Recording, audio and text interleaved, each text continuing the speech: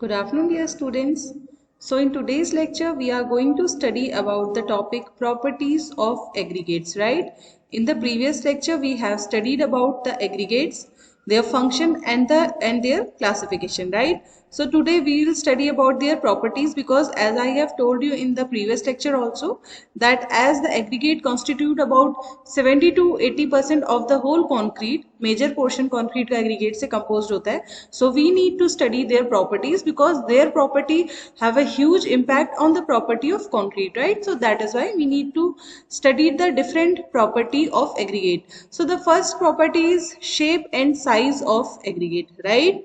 तो कल भी हमने जैसे पढ़ा था कि बेस्ड ऑन द साइज हमारे पास दो टाइप के एग्रीगेट्स होते हैं which are your fine and coarse, right? तो based on the size aggregate दो टाइप के डिवाइडेड है. फाइन जिसका की साइज जो आपके लेस देन 4.75 mm सीप से जो पास हो जाएंगे, राइट?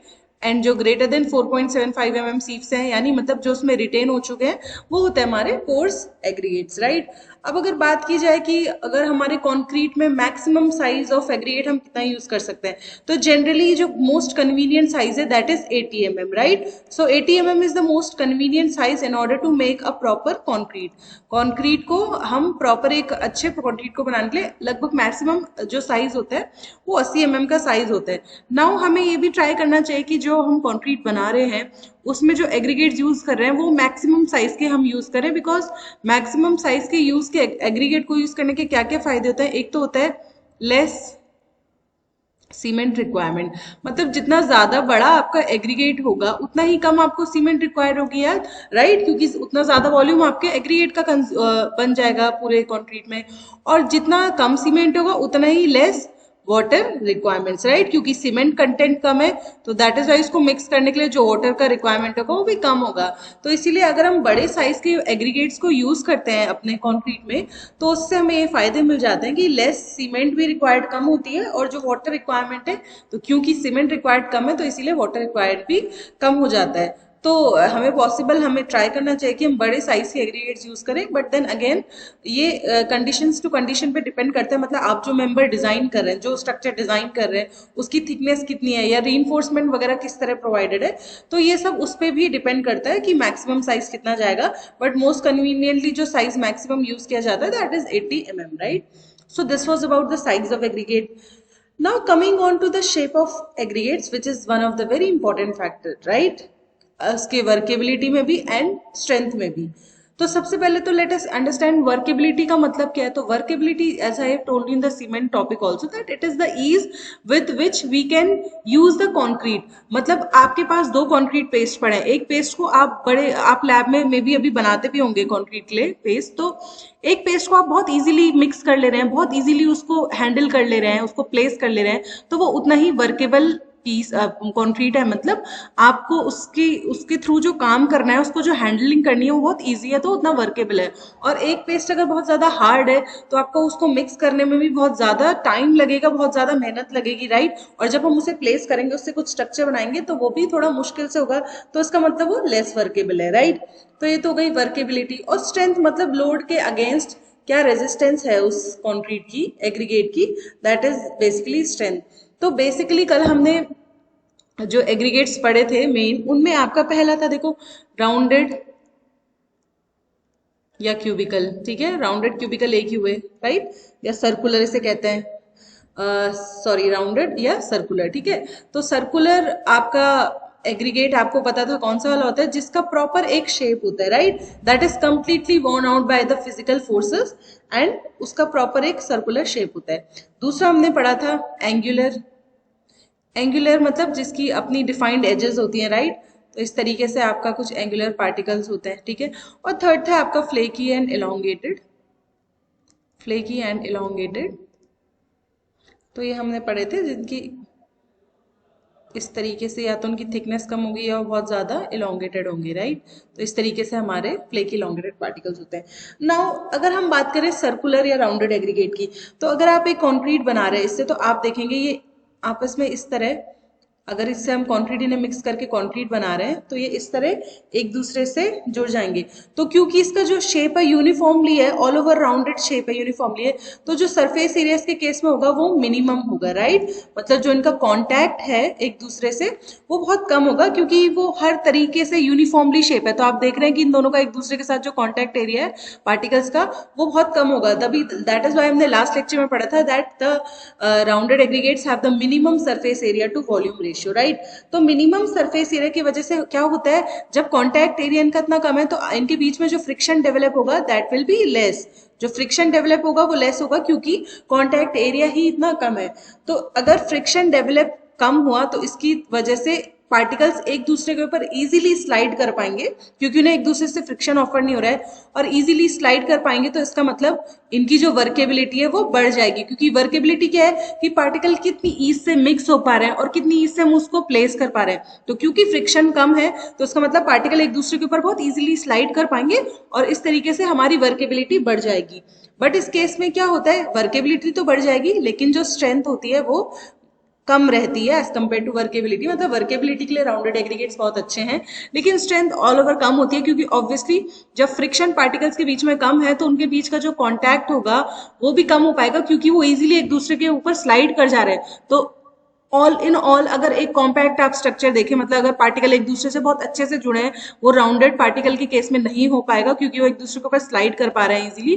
तो दैट इज वाई जब स्ट्रेंथ लोड के अगेंस्ट हमें स्ट्रेंथ चाहिए तो हमें चाहिए पार्टिकल की इंटरलॉकिंग बहुत अच्छी हो, एक दूसरे के साथ बहुत अच्छी तरीके से इंटरलॉक्ड हो, तो वो इस केस में कम होगा। तो that is why rounded aggregates के केस में स्ट्रेंथ हो जाती है कम। Now coming on to second angular aggregates. तो अगर आप देखिए एंगुलर एग्रीगेट से बनाते हैं कंक्रीट, राइट, तो वो आपका कुछ इस तरह से बनेगा, यूं, ठीक है। तो इसमें आप देख सकते हैं क्योंकि एंगुलर एग्रीगेट की शार्प डिफाइंड एजेस है लेकिन जो इसका शेप है वो ऑल ओवर एक जैसा नहीं है जैसे कि सर्कुलर केस में था। तो उसमें इस वजह से क्या होगा, जो पार्टिकल्स हैं उनकी एक दूसरे के साथ जो इंटरलॉकिंग है वो बहुत अच्छी इंटरलॉकिंग होगी, गुड इंटरलॉकिंग, राइट। क्योंकि एंगुलर शेप है तो आप इस तरीके से देख सकते हैं एक दूसरे के साथ बहुत अच्छे से फिट हो पा रहे हैं। तो जब इंटरलॉकिंग ज्यादा होगी तो ऑब्वियसली आप क्या समझ सकते हैं, जो स्ट्रेंथ है वो ऑब्वियसली ज्यादा होगी, क्योंकि जैसे इस पे लोड एक्ट करेगा तो एक दूसरे के साथ बहुत अच्छे से बाइंडेड है तो उसका मतलब वो लोड को रेजिस्ट करने में अच्छी स्ट्रेंथ देंगे। But talking about workability, so as the interlocking is good, मतलब ये दोनों पार्टिकल्स एक दूसरे के साथ बहुत अच्छा कॉन्टैक्ट एरिया उनका, तो दैट इज वाई इस केस में जो फ्रिक्शन होगा develop that would be also higher. जो फ्रिक्शन डेवलप होगा वो हायर होगा, तो इसका मतलब obviously when the friction is higher then the workability is lower. So in case of angular aggregate, although the strength is very good but the workability is less. Now talking about flaky या elongated aggregates, तो इनको बहुत ज्यादा generally हम use नहीं करते क्योंकि देखो ऑब्वियसली वर्केबिलिटी तो एक कम ही आपका ऑफर करेंगे। दूसरा अगर आप स्ट्रेंथ की बात करें तो स्ट्रेंथ में क्या होता है कि सपोज आपने कोई रोड बनाई और उसमें आपने फ्लेकी एग्रीगेट्स को यूज किया, तो सपोज उसके ऊपर से लोड पास हो रहा है तो इसका ये एज आपका सरफेस पे रहा, राइट, और लोड इसके ऊपर पास किया, तो क्योंकि इतना कम सरफेस एरिया यहाँ पे अवेलेबल है तो इसके ब्रेक डाउन होने की टेंडेंसी ज्यादा हो जाती है क्योंकि सरफेस एरिया बहुत कम है। फ्लेकी जो आपके फ्लेकी और इलोंगेटेड एग्रीगेट्स होते हैं वो कुछ इस तरीके से होते हैं कि इनके जो कॉर्नर्स है बहुत शार्प होते हैं, तो अगर लोडिंग इन पे पड़ गई तो ये क्या हो जाएंगे, ये टूट जाएंगे, राइट। तो दैट इज वाई हम इनको नहीं यूज करते, क्योंकि वर्केबिलिटी भी नहीं मिलती एंड स्ट्रेंथ भी नहीं मिलती, तो बहुत कम इन्हें यूज करते हैं, या तो हम इन्हें इनके साथ मिक्स करके यूज करते हैं, राइट। तो आप लोग समझ सकते हैं कि if we want a concrete of good workability then we will use mostly circular aggregates, and if we want a concrete of good strength then we will use angular aggregates, right. Now you must be thinking that how do we आपके पास एक sample पड़ा है aggregates का, तो आपको कैसे पता कि ये कैसे एग्रीगेट्स है, राइट। तो इसके लिए इसको डिफाइन करने के लिए एक नंबर रहता है that is angularity number, angularity number. So angularity number जिसकी रेंज बेसिकली होती है 0 से 11 के बीच में। तो ये है क्या, तो सपोज आपने राउंडेड एग्रीगेट से एक आपने क्या बनाया, कंक्रीट बनाया और उसको फुल्ली तरीके से कॉम्पैक्ट कर दिया। फुल्ली कॉम्पैक्ट का मतलब है कि जितना पार्टिकल एक दूसरे के साथ स्टिक हो सकते हैं, मतलब जितना हम वॉइड्स को मैक्सिमम कितना कम कर सकते हैं उस तरह फुल्ली आपने उसे कॉम्पैक्ट कर लिया, मतलब ये मोस्ट डेंसेस्ट फॉर्म में है। डेंसेस्ट मतलब बहुत कॉम्पैक्टली पैक्ड है। तो जब राउंडेड एग्रीगेट से आप एक सैंपल बनाते हैं कंक्रीट का, जिसे फुल्ली कॉम्पैक्ट करते हैं, तो उसका जो वॉल्यूम अटेन हो पाता है वो 67% तक ही फुली कॉम्पैक्ट हो पाता है, और जो वॉइड्स उसमें बचते हैं उस केस में वो होते हैं 33%। मतलब उससे नीचे आप उसको कॉम्पैक्ट नहीं कर सकते, इतने वॉइड्स रहेंगे 33%, राइट। तो जब ये केस होता है तो इस केस में एंगुलैरिटी नंबर होता है 0। मतलब जब राउंडेड एग्रीगेट्स का सैंपल फुल्ली कॉम्पैक्ट कंडीशन में है तो 67% आपका वॉल्यूम होगा कॉम्पैक्टेड और वॉइड्स रहेंगे 33%। नाउ अगर हम इसमें वॉइड्स के कंटेंट को बढ़ा दें, मतलब 34% कर लें, राइट, तो एंगुलैरिटी नंबर क्या हो जाएगा 1। इसी तरह अगर हम वॉइड्स के कंटेंट को बढ़ा दें 35%, राइट, तो एंगुलैरिटी नंबर हो जाएगा 2। इसका मतलब जैसे जैसे वॉइड्स बढ़ रहे हैं वैसे वैसे एंगुलैरिटी नंबर बढ़ता जा रहा है, और मैक्सिमम ये आपका 11 तक बढ़ता है, जो इसकी मैक्सिमम वैल्यू होती है 11। तो इसका मतलब आप ये भी समझ सकते हैं कि जिस तरह आपको दिख रहा है कि एंगुलैरिटी नंबर बढ़ता जा रहा है, तो सैंपल आपका क्या कॉम्पैक्ट से उसके बीच में वॉइड्स ज्यादा होते जा रहे हैं। इसका मतलब पार्टिकल्स क्या हो रहा है, एंगुलर होते जाएंगे, क्योंकि वॉइड्स आपके किसके केस में ज्यादा होते हैं, एंगुलर एग्रीगेट। हमने कल पढ़ा था एंगुलर एग्रीगेट के केस में जो वॉइड्स होते हैं वो होते हैं अबाउट 40%। तो इसका मतलब जब एंगुलैरिटी नंबर ज्यादा है तो आप ये दिमाग लगा सकते हैं कि उसमें जो वॉइड कंटेंट है एग्रीगेट्स में वो भी ज्यादा है, राइट। तो वॉइड कंटेंट किस में ज्यादा होगा, एंगुलर एग्रीगेट्स में as compare to circular, right. तो इसका मतलब अगर आपके सैंपल के का एंगुलैरिटी नंबर 0 है या उससे थोड़ा ज्यादा है, तो इसका मतलब सैंपल में ज्यादातर हमारे राउंडेड एग्रीगेट्स हैं। लेकिन उसका अगर एंगुलैरिटी नंबर हायर वैल्यूज में जैसे कि 8, 9, 10, 11, तो इसका मतलब उसमें वॉइड कंटेंट बढ़ चुका है, और अब जो पार्टिकल्स हैं वो आपके कैसे हैं, मोर एंगुलर पार्टिकल्स हैं। तो इसका मतलब अगर higher the angularity number, higher the angularity number, तो क्या हो जाएगा, हमारा जो कंक्रीट है वो क्या हो जाएगा, वर्केबिलिटी उसकी क्या हो जाएगी, कम हो जाएगी, राइट। क्यों कम हो जाएगी, क्योंकि अभी हमने पढ़ा जिस तरह एंगुलैरिटी नंबर जितना बढ़ता जाएगा उसका मतलब हमारे सैंपल में कैसे एग्रीगेट्स है, एंगुलर एग्रीगेट्स है, क्योंकि वॉइड कंटेंट बढ़ता जा रहा है, और एंगुलर एग्रीगेट्स है तो वर्केबिलिटी कम हो जाएगी, स्ट्रेंथ ज्यादा हो जाएगी। And lesser the angularity number, lesser the angularity number, तो क्या हो जाएगा, वर्केबिलिटी हमारी क्या हो जाएगी, बढ़ जाएगी, क्योंकि अब हमारे सैंपल में हमें पता है कैसे एग्रीगेट्स है, राउंडेड एग्रीगेट ज्यादा प्रेजेंट है, क्योंकि एंगुलरिटी नंबर कम हो रहा है, इसका मतलब वॉइड्स कम होते जा रहे हैं। और हमने पढ़ा है कि जब फुली कॉम्पैक्ट जो राउंडेड एग्रीगेट्स है उसका एंगुलरिटी नंबर 0 होता है, right. So lesser the angularity number तो more will be the workability. तो इस तरीके से हम देखते हैं कि हमारे सैंपल में किस टाइप के एग्रीगेट्स प्रेजेंट है, राइट, एंगुलर या circular, with the help of angularity number. Now the next property of aggregate which we will be studying is surface texture. Surface texture, right? तो आपको नाम से भी इसका मतलब समझ आ रहा होगा कि टेक्सचर मतलब कि जो आपका एग्रीगेट है उसका जो सरफेस है वो कैसा है, स्मूथ है या रफ है, राइट। तो कितनी उसकी स्मूथनेस है, कितनी रफनेस है, उसको हम कहते हैं सरफेस टेक्सचर, राइट। सो सरफेस टेक्सचर बेसिकली डिपेंड करता है, एक तो आपका ग्रेन साइज कैसा है, जो एग्रीगेट का ग्रेन साइज है वो कैसा है, या फिर जो आपका जिस रॉक से वो बना है, पेरेंट रॉक, उस पर भी डिपेंड करेगा, राइट, क्योंकि एग्रीगेट्स आपके किससे बनते हैं, रॉक से बनते हैं। तो पेरेंट रॉक का कॉम्पोजिशन कैसा है उस पर डिपेंड करेगा। देन द फोर्सेज एक्टिंग, मतलब जो फोर्सेज उस पर एक्ट किए जिनकी वजह से रॉक से टूट के एग्रीगेट्स बना, तो उस फोर्सेज ने उस पर किस हद तक उसे या तो स्मूथ किया है, रफ किया है। तो ये कुछ डिफरेंट फैक्टर्स हैं जो डिपेंड, जिन पे कि सरफेस टेक्सचर एग्रीगेट्स का डिपेंड करता है, राइट। अब जैसे कि इससे मतलब क्या, जैसे आप एग्जांपल से देखिए, ये एक राउंडेड एग्रीगेट है, ये आपको दिख रहा है स्मूथ है, और इसी तरह राउंडेड एग्रीगेट ऐसे भी हो सकता है जिसका कि जो सरफेस है वो रफ है, right. So this one is smooth. तो दोनों आपके जो एग्रीगेट हैं वो दोनों आप देख सकते हैं सर्कुलर है, लेकिन एक आपका स्मूथ है जिसका सरफेस पूरा स्मूथ है, एंड एक आपका रफ है जिसका सरफेस रफ है, राइट। सो अगर हम बात करें स्मूथ एग्रीगेट की, तो स्मूथ एग्रीगेट के केस में आपको पता है जो फ्रिक्शन एक्ट करेगा बिटवीन पार्टिकल, मतलब अगर आपने स्मूथ एग्रीगेट्स यूज किए अपने कंक्रीट में, जो फ्रिक्शन होगा that would be less as compare to the rough aggregates, right, क्योंकि रफ का सरफेस कैसा है, रफ, तो अगर रफ एग्रीगेट्स आपने यूज किया तो उनके बीच में जो फ्रिक्शन एक्ट कर रहा होगा वो ज्यादा होगा एज कंपेयर टू स्मूथ। तो क्योंकि अब अगेन अंडरस्टूड, अगर फ्रिक्शन जो एक्ट कर रहा है वो कम है तो आपकी जो कंक्रीट की वर्केबिलिटी होगी वो कैसी होगी, that will get increased, right, because the particles can easily slide upon each other, और इसलिए उसका पेस्ट हम बनाने में बहुत यूनिफॉर्मली हम बना सकते हैं, राइट। और इसी वजह से जो स्ट्रेंथ होगी वो आपका थोड़ा डिक्रीज कर जाएगी, क्योंकि again particles are easily sliding upon each other और जो इंटरलॉकिंग है वो कम है। अब बात करें हम रफ एग्रीगेट्स की, तो रफ एग्रीगेट्स में क्योंकि फ्रिक्शन ज्यादा है तो वर्केबिलिटी तो क्या होगी, obviously that would get decreased.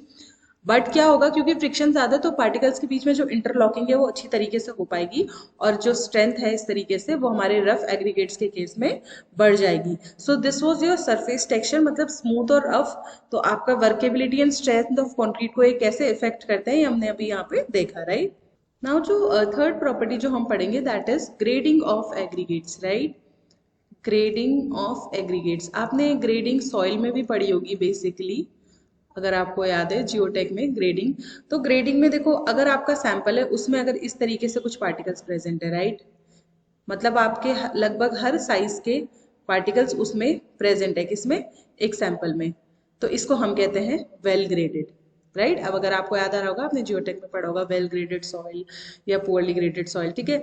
अब अगर पार्टिकल्स हमारे सैंपल में कुछ इस तरीके से हैं कि कुछ सैंपल साइज के तो हैं लेकिन कुछ साइज के बीच में गायब है, जैसे कि ये, तो ये हो जाएगा हमारा गैप ग्रेडेड।